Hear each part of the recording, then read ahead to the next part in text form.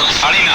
কোরআনে কারীমের এই শেষ তিনটা সূরা, সূরা ইখলাস, সূরা ফালাক, সূরা নাস, এগুলোকে যত বেশি সংখ্যক বার নবী সাল্লাল্লাহু আলাইহি ওয়াসাল্লাম পড়ার নির্দেশ দিয়েছেন, তিনি নিজে পাঠ করতেন, এত বেশি সংখ্যক বার অন্য আর কোনো দোয়া, আর কোনো সূরা, আর কোনো আয়াত, আর কোনো কিছু পাঠ করার নির্দেশ আমাদেরকে কোরআন হাদিস দেয় নাই।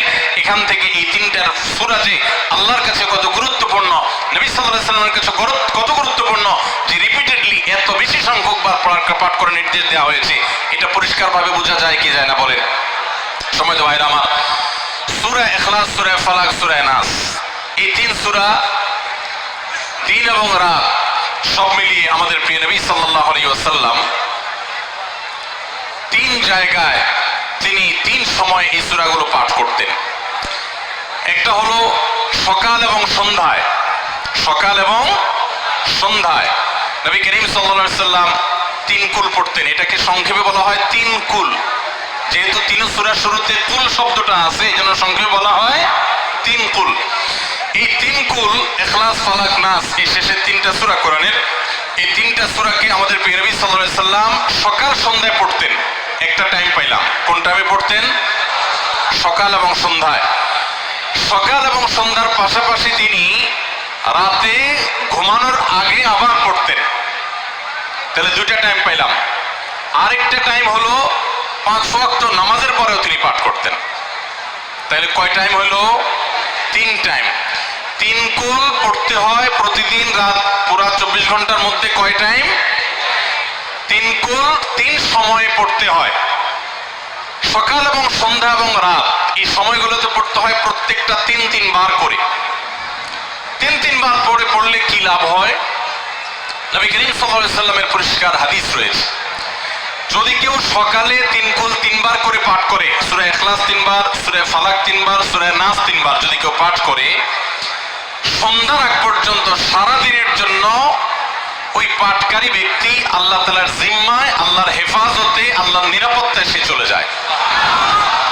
যত প্রকার অনিষ্ট আছে, ক্ষতি আছে, দৃশ্যমান ক্ষতি, অদৃশ্যমান ক্ষতি, সব ধরনের ক্ষয়ক্ষতি থেকে এবং আকস্মিক বিপদ থেকে, মুসিবত থেকে আল্লাহ রাব্বুল আলামিন ওই ব্যক্তিকে হেফাজত করেন, যে ব্যক্তি ইয়াকিনের সাথে, ঈমানের সাথে, দৃঢ়তার সাথে আল্লাহ তাআলার কাছে প্রার্থনা করে এই সূরাটা সকালে 3 বার পাঠ করে। একইভাবে যে ব্যক্তি সন্ধ্যায় পাঠ করে, মাগরিবের আগে বা পরে, আসরের পর থেকে নিয়ে মাগরিবের আগে কিংবা এশার আগ পর্যন্ত পুরো সময়ের ভিতরে যদি কেউ এই 3 কুল 3 বার পাঠ করে, তো সারা রাত জুড়ে ওই ব্যক্তি, এই পাঠকারী ব্যক্তি আল্লাহ রাব্বুল আলামিনের নিরাপত্তায় প্রবেশ করে যায়।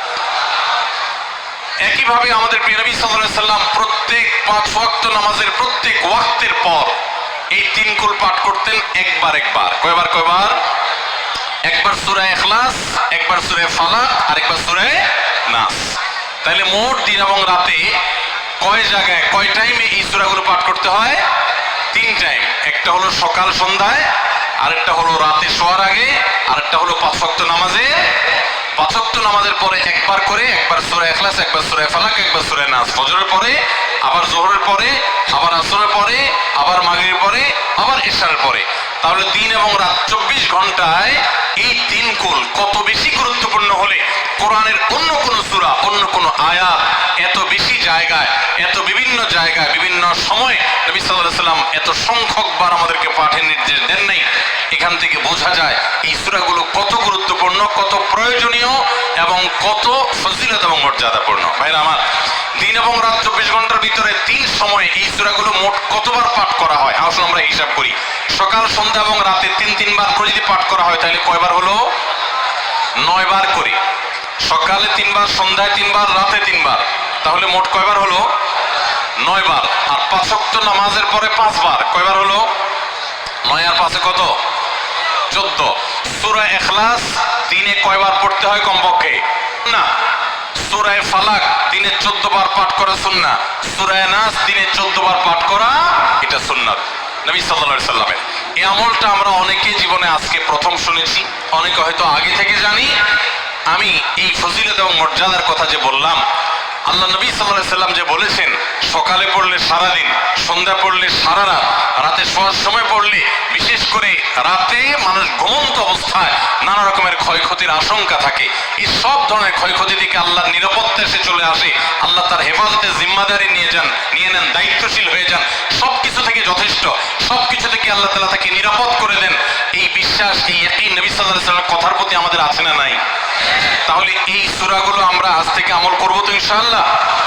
এই 3 কুল সকাল সন্ধ্যায় এবং রাতে ঘুমানোর আগে এটা পাঠ করার একটা বিশেষ পদ্ধতি আছে। সেটা হলো নবী করিম সাল্লাল্লাহু আলাইহি ওয়াসাল্লাম শিক্ষা দিয়েছেন, এই 3 কুল সূরা ইখলাস 3 বার পড়বেন, সূরা ফালাক 3 বার পড়বেন, সূরা নাস 3 বার পড়বেন, পড়ে 2 হাতকে এরকম কোষ করবেন, এভাবে কোষ করবেন, কোষ করে এই কোষের মধ্যে ফু দিবেন, নিজের কোষের ভিতরে 3 বার পড়ে ফু দিয়ে এরপর সেটাকে পুরো শরীরের মধ্যে মুছে ফেলবেন, যেখানে যেখানে হাত নেওয়া সম্ভব হয়, শরীরের যতটুকু জায়গা হাত নেওয়া সম্ভব হয় সামনে পেছনে চেষ্টা করে যতটুকু সম্ভব হয় ততটুকু মাসা করবেন, মুছবেন হাত দিয়ে।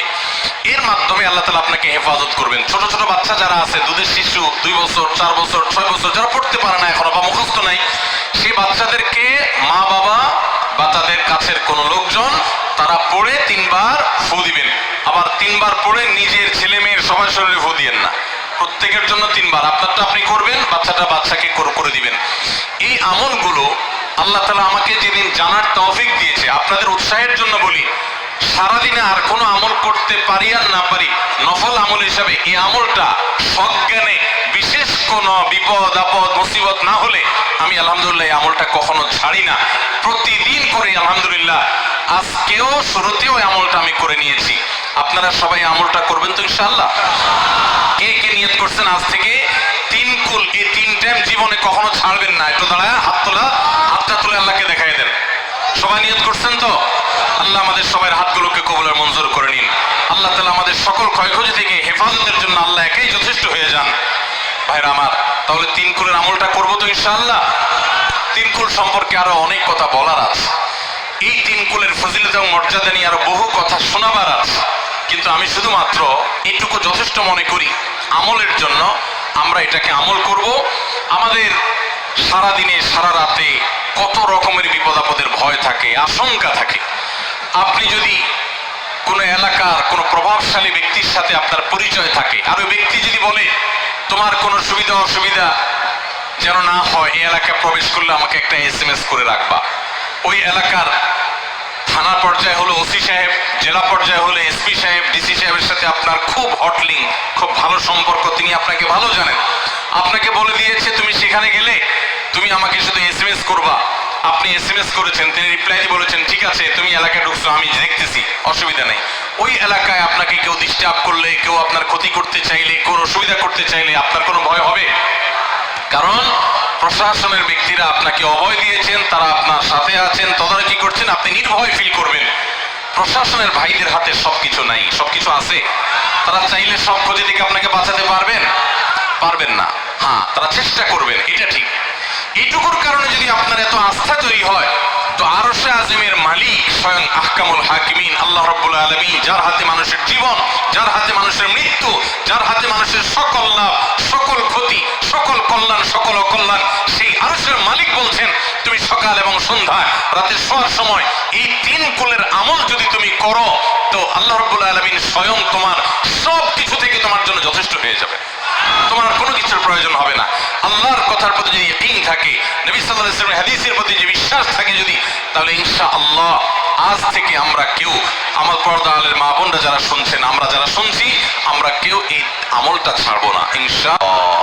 সবাই আমল করবো তো ইনশাআল্লাহ? তাহলে 3 কুল 3 টাইমে